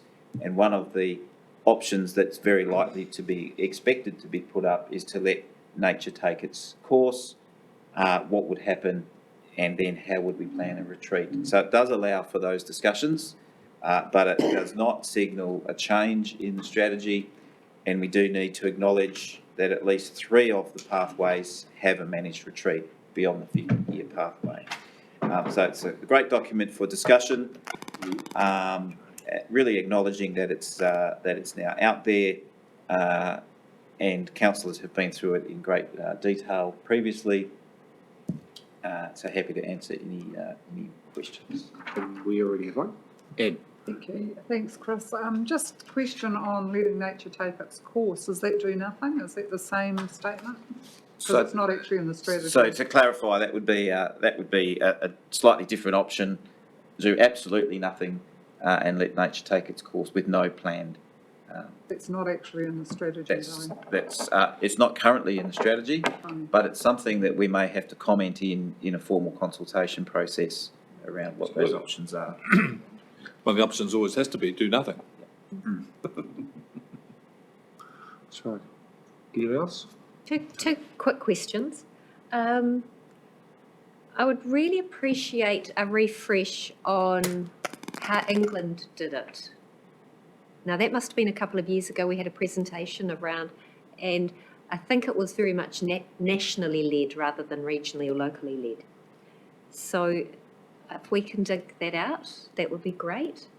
There's no urgency for that. It's just, I think it would be good, maybe after the elections, when we may have new people sitting around this table, just to sort of show what an option could be.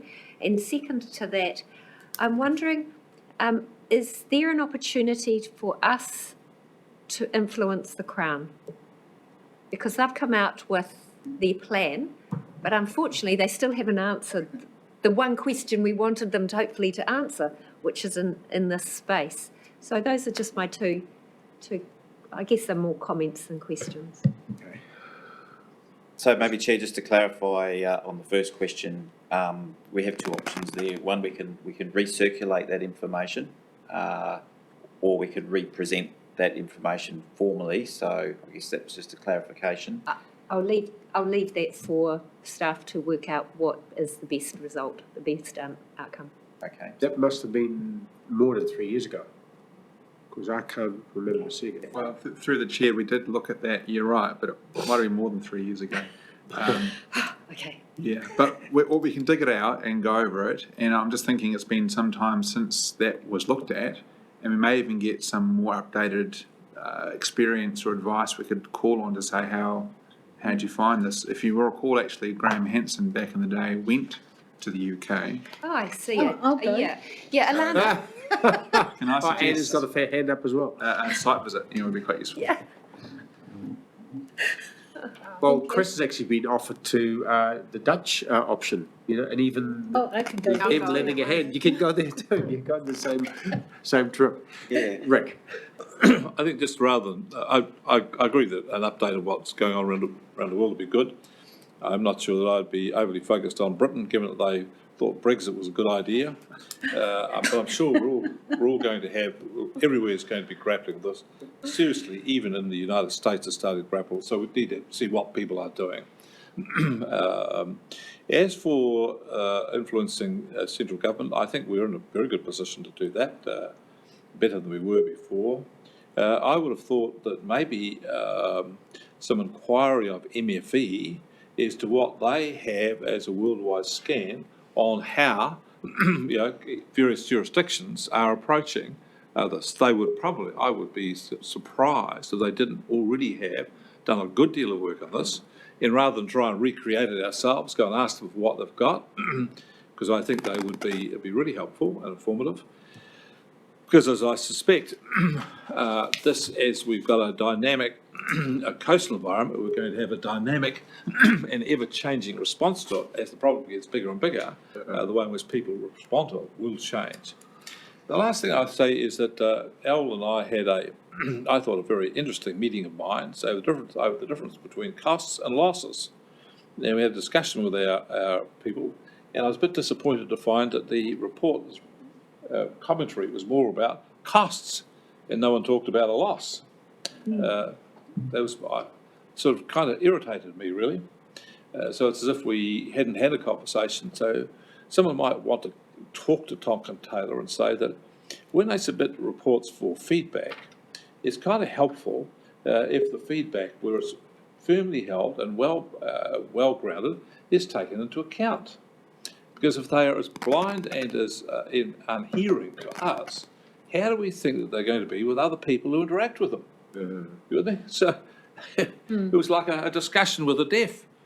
So if that's what it was with those who are paying them for the report, how are they getting on with other people who are not paying them? That's what I thought.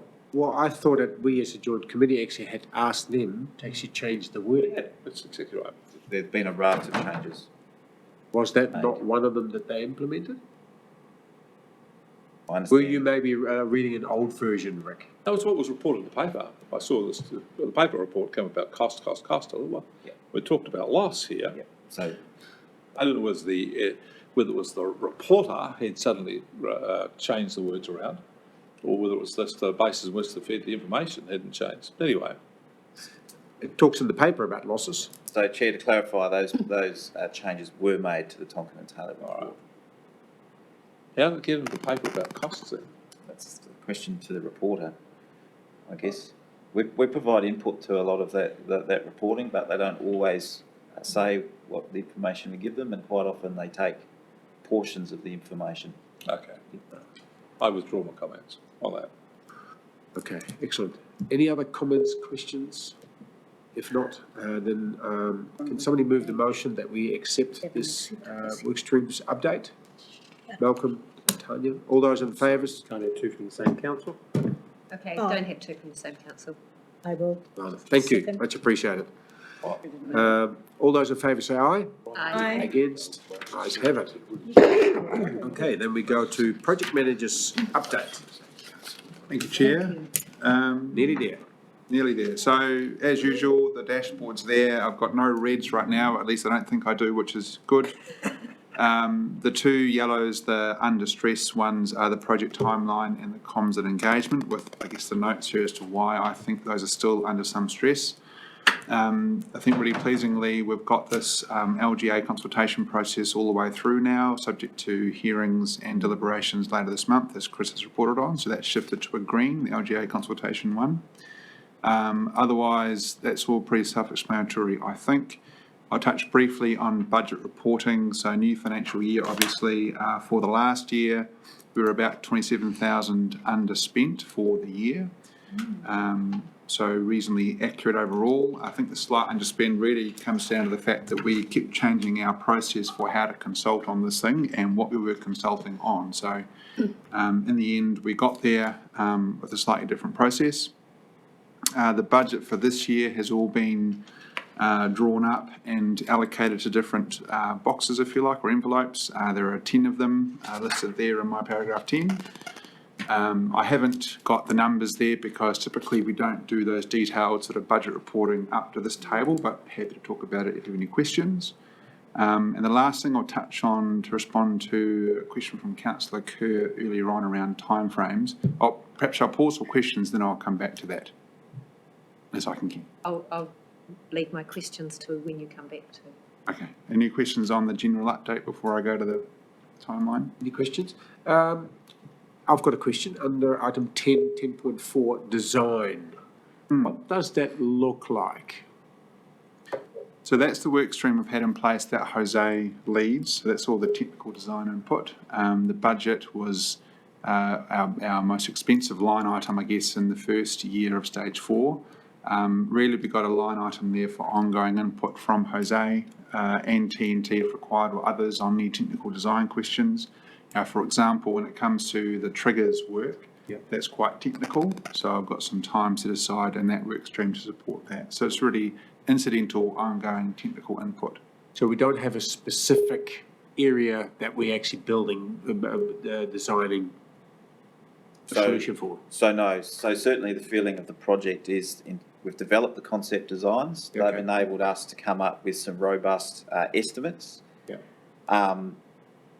There's no point at this stage taking those designs further because we have a significant piece of work around the consenting area and also some significant decisions through a Section 16 process and through decisions of the Hawke's Bay Regional Council. So the design work we've done has got us to a good point, but there's no value in taking those elements into further detailed design, for example. Okay, and the question really is for information so that we actually understand where we're at. in the whole process, Cool. which is most important. Okay, any other questions? I've heard through conversations today, budget's been fully allocated. We have reallocated budget. If the budget was doubled, could you get the work done in half the time? Because I've been sitting at part of coastal hazards, it seems forever. Simon, can you tell me how long we've been at this for? 7, 7 years? 8 years maybe? Yeah. 2014, isn't it? Yeah. And we have achieved some great things, but when I look at what have we physically done? And how have we impacted positively on our community? I look at myself in the mirror and I go, I would struggle to be able to say, yep, this committee meant that happened. So one of the levers that I have is to make sure there's sufficient funding coming from our council or try and influence our council to put more money in. So I really want to know is more money into the team of doers the answer, or is the constraint on consultants, people's times, accessing the studies, is that actually outside of our area of influence? If you haven't caught it now, I want to see us doing and less talking. No, and I would say yes and no. So if you think about the last couple of years particularly, it's been very focused on those governance arrangements leading forward. More budget wouldn't have helped that. That's been a process to run through. I think we spent money where we needed to, like on the Rain or Asher report. Otherwise, there's a lot of workshopping, discussions that take place that just take time, I think. So no for some things, yes for others. It depends on the topic. I think the structure now, we're working with a whole lot of staff. It's very distributed amongst the councils in terms of staff input and support. You could outsource all of that to a large firm like Tangoio or someone similar and perhaps move quicker. But to me, I think the last 2 years were what they were, and perhaps couldn't have been sped up any more than they were.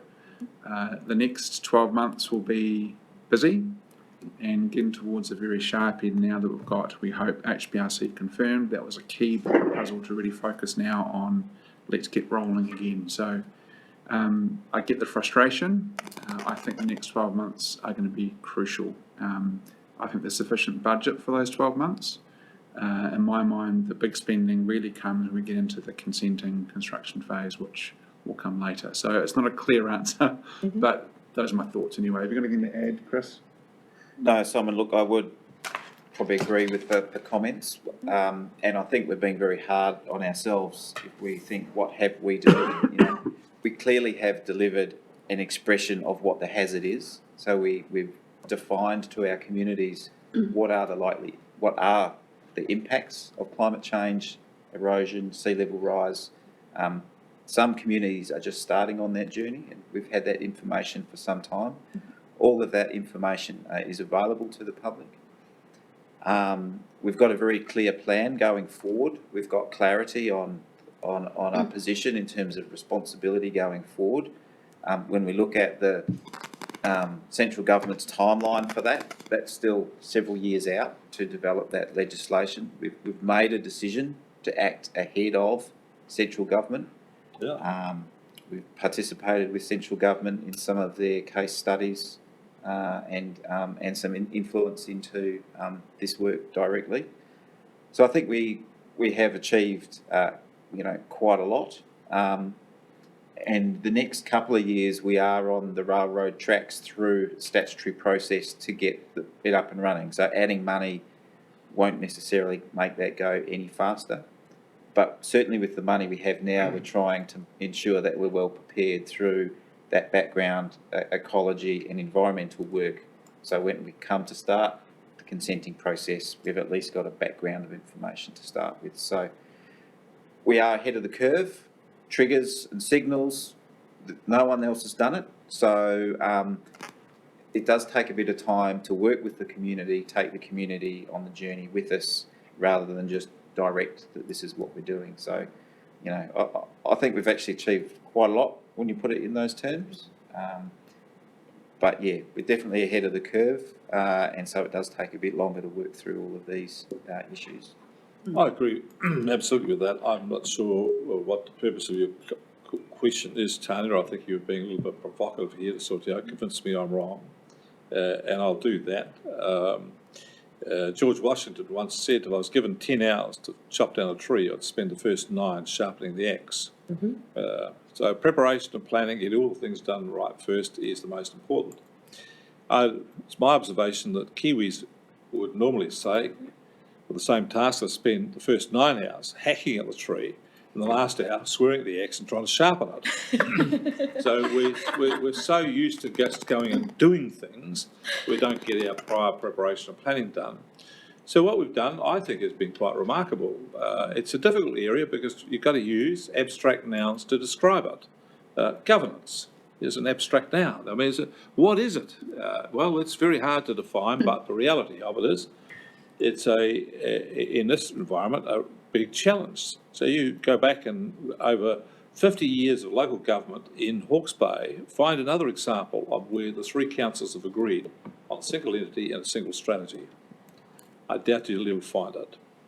So that's 50 years of achieving something in 50 years that's never been done before. I thought that's a pretty impressive thing. Even if it doesn't mean a shovel in the sand of the beach, I think it's a pretty outstanding feature. And this is all part of our prior preparation and planning to get on and do the job of setting up the structures. And Chris is exactly right. We are well ahead of the curve. Central government is about 3 or 4 years behind us, or supposed to lead, but we are leading. And on that basis, I come back to the point that you raised before, is can we influence central government? I think we can, just on the basis that we've done something which no one else has done. And a lot of other areas are still scratching their head, figuring out what they're going to do. But they don't talk to each other. They'll not get agreement. So I think this is a pretty remarkable achievement. The difficult in selling it is it's like an abstract noun. You know, we've created a governance structure. Well, what can you do with that? Most people say, well, I don't know. But you and I know in governance situations, this is really potent. We just haven't got so far enough down the track to sort of kick it in the slats and start the engine and let it fire. But it's getting close. Through you, Mr. Chair, my question was primarily around, are we funding appropriately to get the work done in the time frame? And the things that I had written down is we have brought the community with us, and that's huge. Yeah. And although we had Doug saying, hang on, we've got a little, he felt there was a disconnect with information. We have brought the community along. The thresholds were driven by community, as you said, and we have built that evidence that will support. So it wasn't meant as a criticism, it really was just meant as a challenging question to make sure that we, as councillors on our entities, are funding appropriately to make sure that this isn't being held back by us. Thank you for the work you do. Right. Yes. Definitely well planned, and there's a lot of thought goes into it, making sure that we actually are well resourced, and that seems to be the case. Hayley. Just sort of in the spirit of where to from here and getting the work done, it's just, can you just talk me through the timeline between now and all roads sort of lead to Rome in terms of HBRC taking this on, so whether or not they do, so, because it's not until the next LTP, and just wondering what happens between now and then in terms of can work still happen, or is that delayed? So happy to start that. So in terms of physical works, so we're not in a position to commence physical works under the strategy because until the Hawke's Bay Regional Council has decided definitively what the strategy is through the LTP, consultation with the community, the ability to fund and finance, those decisions are still to take place. So we are certainly preparing, and so that's why we're doing more work in the ecological area, and particularly in the Mataranga Māori area. So when it comes to consenting, we're well placed to move forward, and we're sort of ahead of the starting blocks in that area. The other really big piece of work that's going to require input from the Joint Committee and the Regional Council is the information that we need to take to consultation. So precisely, what is the strategy? What is the financial impact of the strategy? What is the private-public split? Because all of that detail needs to go out as part of that consultation and be part of the LTP. And so that's quite a lot of work for the Joint Committee and Council to work through to agree, what is the public-private split for this particular cell? What is the public-private split for this particular cell? Which are the priority areas that we should be moving ahead with? All of those decisions need to be made. Then a full set of financials that need to go through audit. And so there's a fair amount of decision-making in that.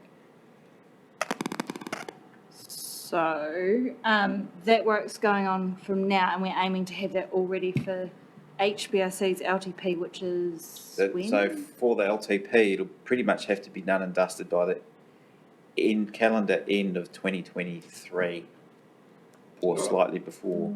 I can jump in there through the chair, and remember the MOT some months ago we looked at? In the back of that, the very last page, is a schedule of key dates. So if you look at that, that's still our plan, if you like. So that gets us to 1 July 2024. Essentially, everything should be locked in by that point in HBRC's long-term plan.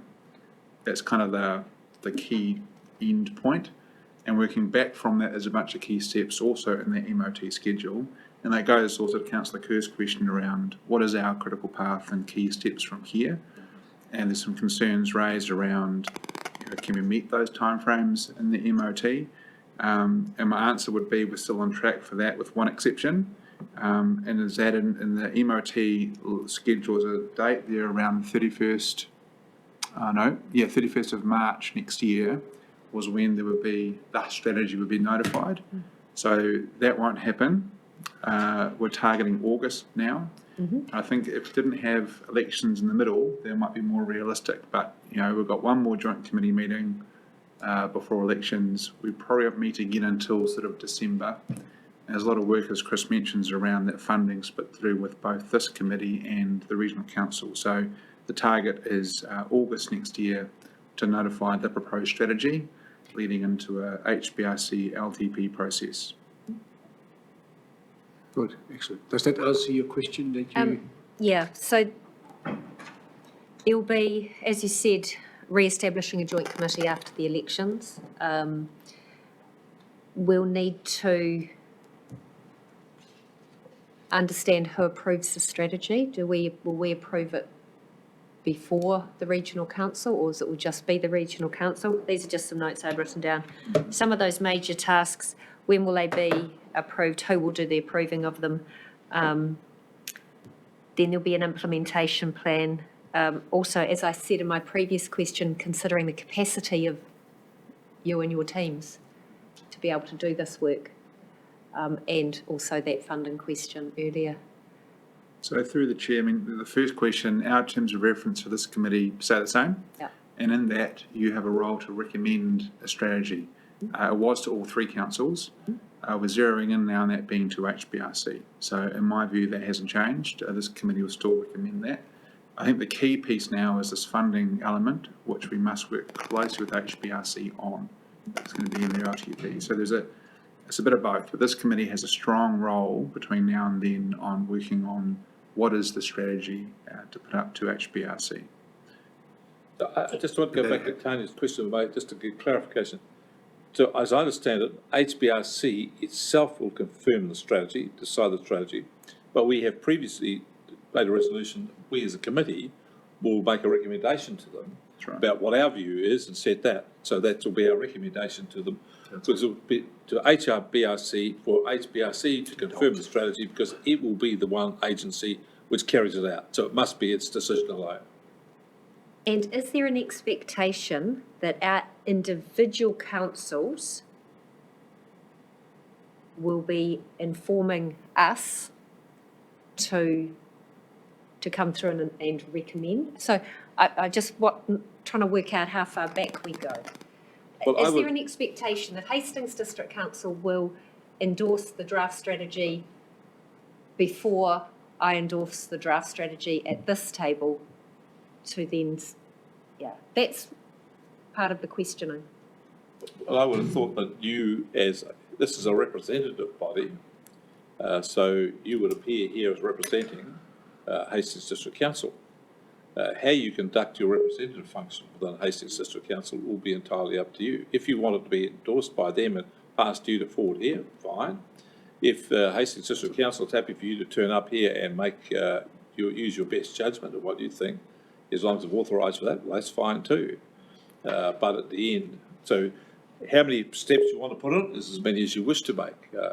But at one point, I do think we've now agreed that this committee will make a recommendation. That's great. And then it goes on to HBRC. If you want to go back another level, well, that's be your choice as a council. I don't think it's necessary.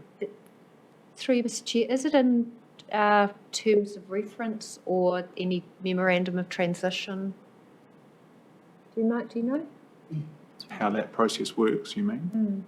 So through the chair, no, other than the MOT makes it clear that it is HBRC, assuming it all goes through, that will take lead on the strategy and notify it.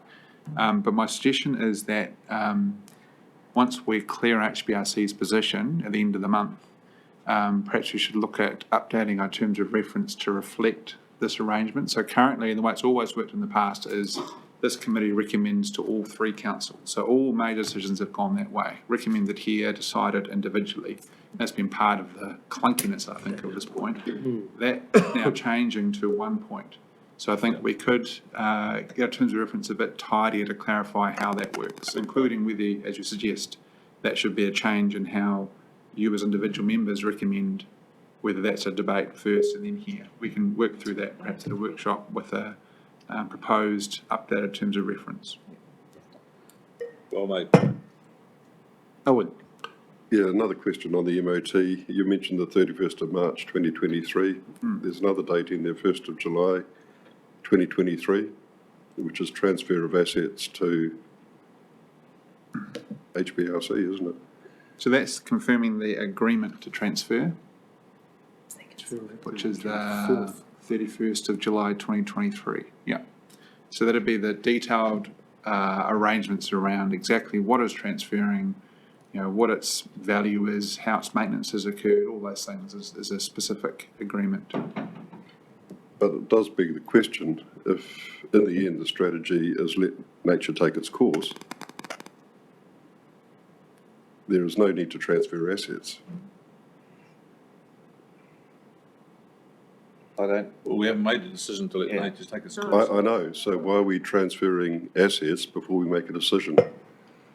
So through the chair, the actual date of transfer won't be until 2024. The agreement is essentially that detail around, like I say, what's transferring, all bits and pieces, the mechanical bits. I'm sure there'll be some link in that agreement to say that if anything substantially changes, you know, the transfer agreement process will also be modified. I think, yeah, it's part of the mix, but to me, the asset transfer has never been fundamental to the strategy itself. It's just more of a administrative, not convenience, but a sensible thing to do under a single agency model. So to me, it's a bit of a sidebar is how I see it in terms of the whole strategy. Okay. Yeah, so the transfer of assets should be subject to adoption of a mitigation coastal hazard strategy. Which will be That'd the already case. be done by that stage? Yeah. When the transfer actually happens, because the adoption of the strategy will be August 2023, that's what we're planning, correct? the consultation on the detailed strategy, yeah. So the detailed strategy will be out in the public domain for comment August 2023. Yes. The agreement is finalised a year before the effective date. Yeah, so I think we can work through all these issues. If there's a risk there, that will give us ample time to sort through that, I believe. Another response to Alan's question is that if we have the strategy and we have the assets held by other agencies, we don't have a single strategy. Exactly. Yeah, So People want to hold on to their assets, different councils will hold on to their assets, well, the thing is dead.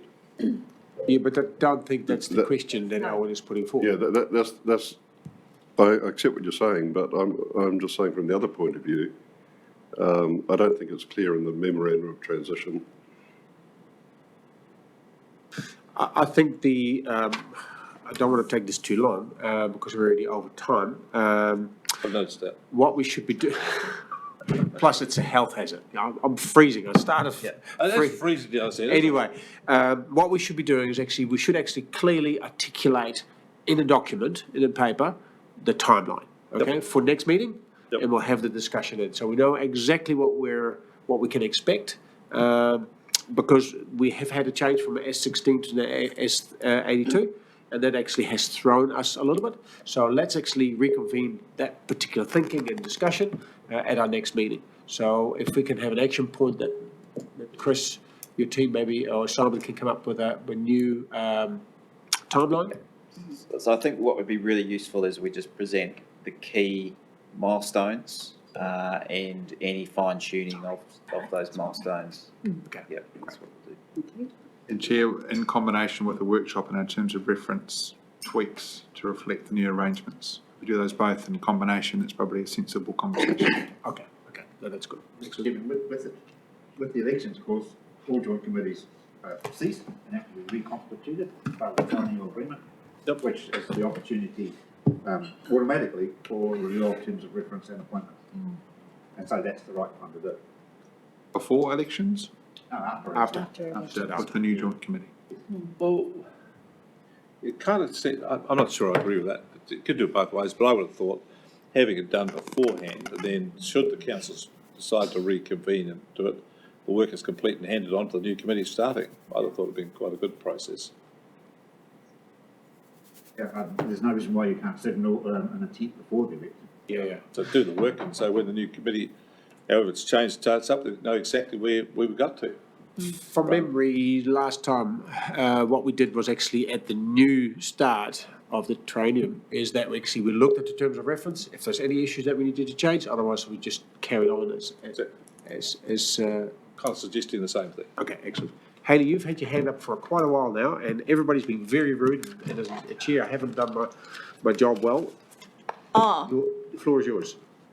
no, it was more just around the timeline going forward, so I can ask it. It's just, I'm confused around when this handover happens. Do we go to a single entity model at the same time as the LTP? Are they concurrent? So that is the mechanism that cements the regional council going forward. We would have done a consultation and got feedback from the community around the priorities and the costs and the allocation of those costs.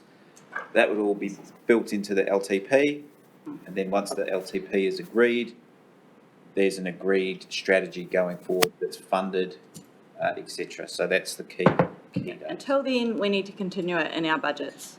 Absolutely. So the agreement Yep. is that each of the organisation continues to fund this joint committee until 2024. Wonderful. Okay, excellent. Can I have a mover from two different councils and a seconder that we accept the report, the project update? Hayley and Rick. And Napier. All those in favour say aye. Aye. Against? Ayes have it. Thank you. Can I please have a mover to go excluded? Rick? And Hayley? Thank you. Ooh, two in a row. Can I just ask a question, Chair? Yes, you can. Why are we going into To excluded when adopt the That's the minutes minutes from the last meeting. it already came out of public excluded after the minutes? That's why I was wondering. There's two sets of minutes, like we did the first set of minutes in public. Yep. And then the second set of minutes is public excluded. Public excluded. we need to be public We need to adopt them, and you do that in public excluded. That's right. It's going to be a very quick meeting. Won't take long. All those in favour? Thank you. Aye. Ayes have it.